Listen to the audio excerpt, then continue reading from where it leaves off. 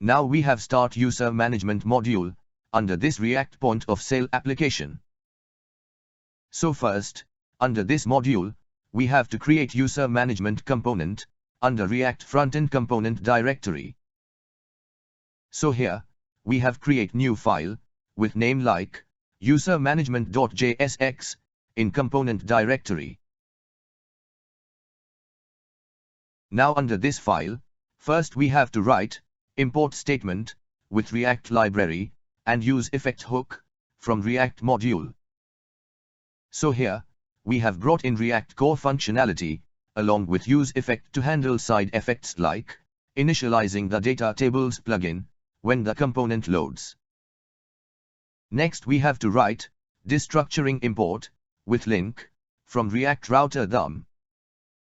So here, we have imported the link component to create navigation links for breadcrumbs and the add button, which ensuring smooth single page app navigation. After this, we have to write import statement for jQuery library.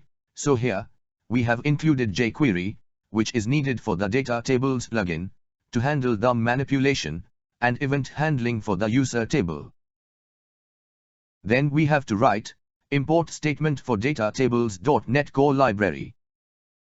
So here, we have brought in the main DataTables plugin to enable advanced table features like sorting, searching, and server-side data processing for displaying user data. Next we have to write import statement for DataTables.net Bootstrap 5 integration. So here, we have included Bootstrap 5 styling for data tables and making the table look consistent with the app responsive design and Bootstrap components. After this, we have to write import statement for Bootstrap CSS file. So here, we have imported Bootstrap styles library under this component.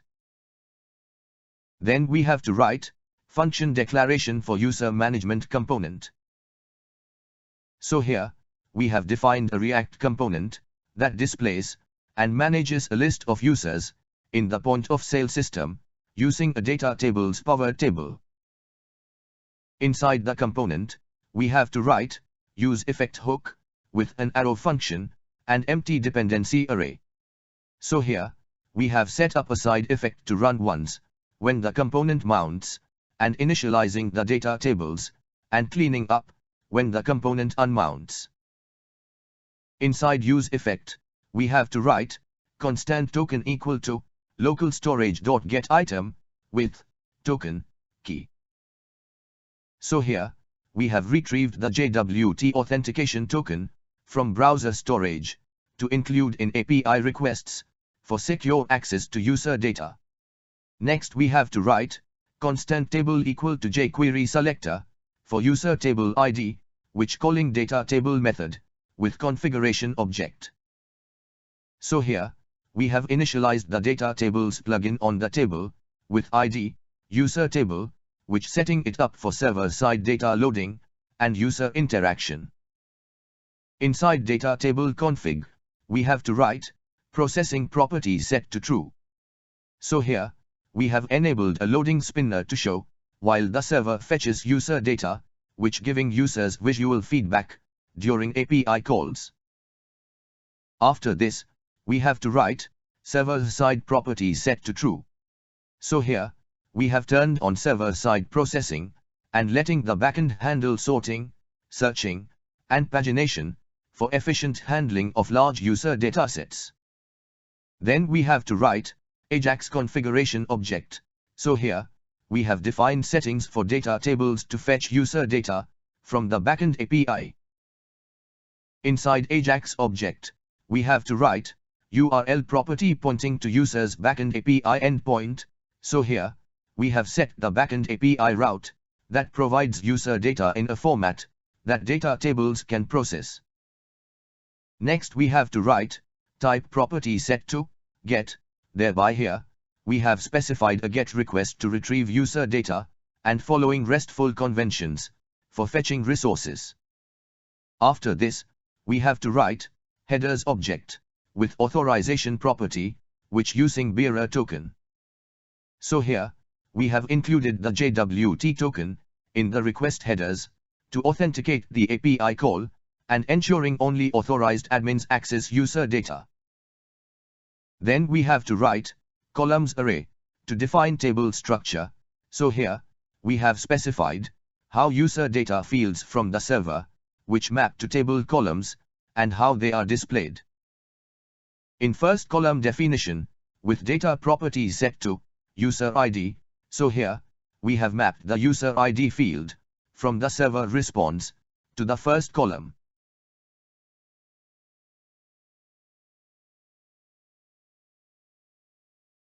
Next we have to write second column definition for user name. Consequently here, we have displayed the user name in the second column.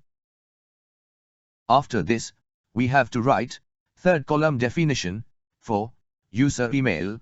Thereby here, we have shown the user email address in the third column. Then we have to write fourth column definition for user type. Hence here, we have displayed the user role like admin or user in the fourth column, which indicating their permissions in the point of sale system. Next we have to write fifth column definition with null data and a render function.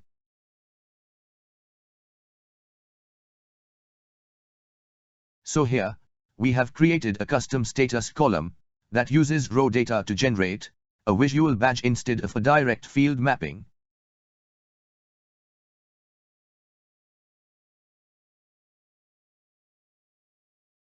Inside the render function, we have to write a ternary operator for checking user status.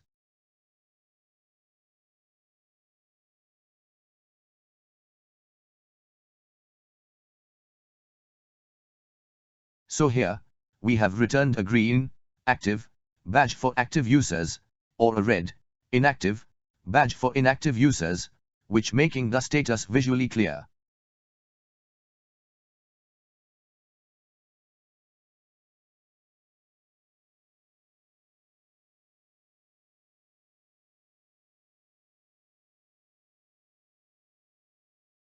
After this, we have to write sixth column definition with null data and a render function.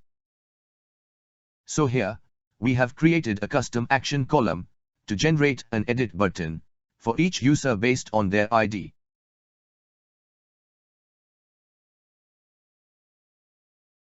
Inside the action render function, we have to write a template literal, which returning HTML for a centered edit button. So here, we have generated a yellow Bootstrap button, which linking to the edit page for the user's ID.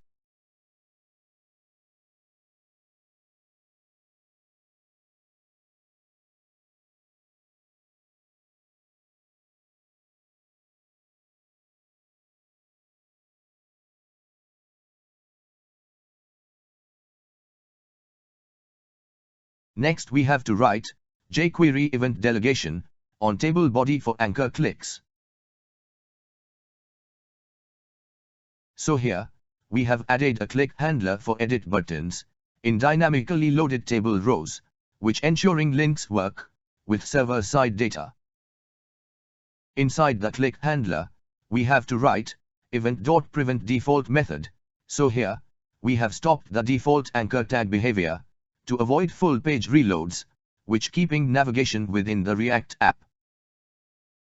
After this, we have to write constant href equal to jQuery this element's href attribute.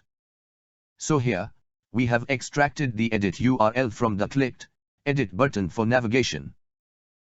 Then we have to write window.location.href assignment with the extracted URL. So here, we have navigated to the edit page by using browser navigation, which React router will handle to load the edit user component. Next we have to write a cleanup function, which returned from useEffect. So here, we have defined a function to run when the component unmounts and preventing memory leaks from data tables. Inside the cleanup function, we have to write table.destroy method. So here, we have destroyed the data tables instance and freeing up DOM elements and event listeners to avoid issues when leaving the page. Next we have to write return statement, which starting JSX, for rendering the user management user interface. So here, we have begun defining the page layout, with a title, breadcrumbs, and a table. Inside the return, we have to write React fragment to wrap multiple elements.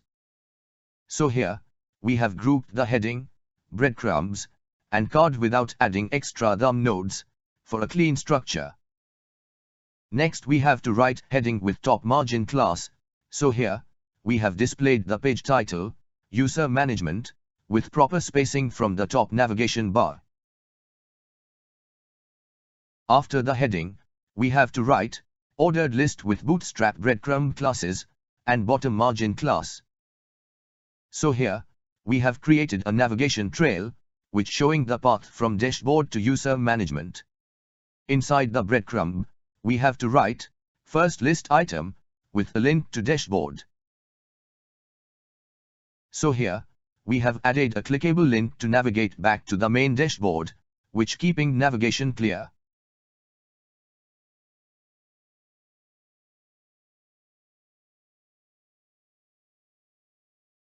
Next we have to write second breadcrumb item, marked as active, so here, we have shown user management as the current page, without a link, which clarifying the user's position. After this, we have to write Bootstrap card container, so here, we have created a card to organize the user list, with a header, and body for a professional look.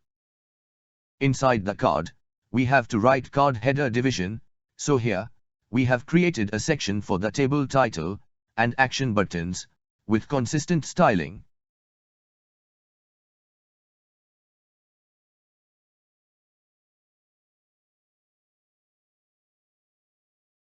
Next we have to write card body division, so here, we have created the main area for the data tables to display user data. Inside the card body, we have to write table element, with ID user table, and Bootstrap table classes. So here, we have created the target table for data tables, with bordered styling, and matching the ID used, in the useEffect setup. Inside the table, we have to write table head section. Next we have to create table row for headers. First header for user ID, so here, we have labeled the column for user ID, which showing each user's unique identifier. Second header for user name, so here, we have labeled the column for user name, which displaying the user's full name. Third header for user email, thereby here, we have labeled the column for user email, which showing contact information. Fourth header for user type, hence here, we have labeled the column for user type, which indicating roles like admin or user.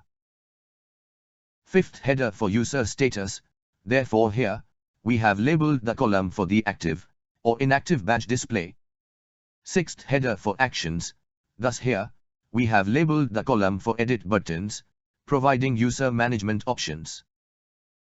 Finally, we have to write export default statement, with component name user management. So here, we have exported the user management component, for use in routing. So here our user management component is ready. Now we want to import this component, in app.js file. So we have goes to app.js file, and here, we have to write import statement with component name like user management, with path of user management component.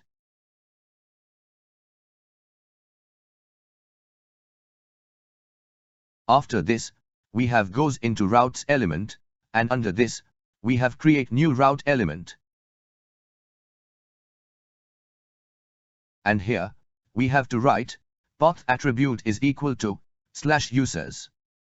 And then after, we have to write element attribute is equal to open and close bracket, and between this, we have to write open and close protected routes, and between this, we have to write user management component.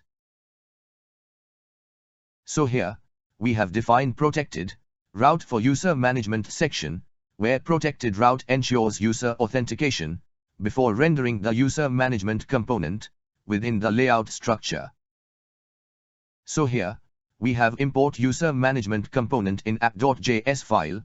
Next we want to add user management link in admin template. So we have go to Layout.jsx file, we have to write link component with Bootstrap nav link styling, pointing to /users route. So here, we have create navigation link that triggers React router navigation to the protected user management component when clicked by authorized admin users. Inside the link component, we have to write division container with sidebar navigation with icon classes containing font awesome user icon.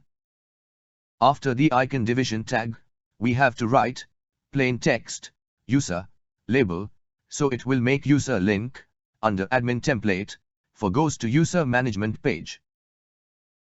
So here, our front-end code is ready for display user management on web page. So here, first we have restart React application by run this command in front-end terminal.